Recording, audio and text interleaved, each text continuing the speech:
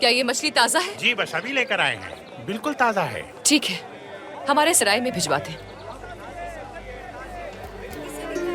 बाबा उरुज के लिए आज शाम का खाना बनाना है। बाबा उरुज के लिए समंदर की बेहतरीन मछली दी है भाभी, लुत्फ अंदोज हो।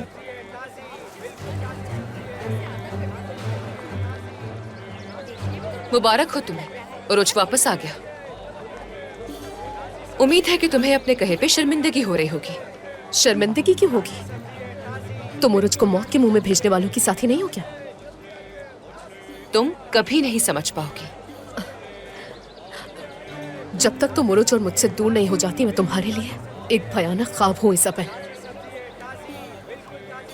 इस रवैये से तुम सिर्फ अपनी अकल खो रही हो बस। मुझे तो इससे कोई फर्क नहीं पड़ रहा।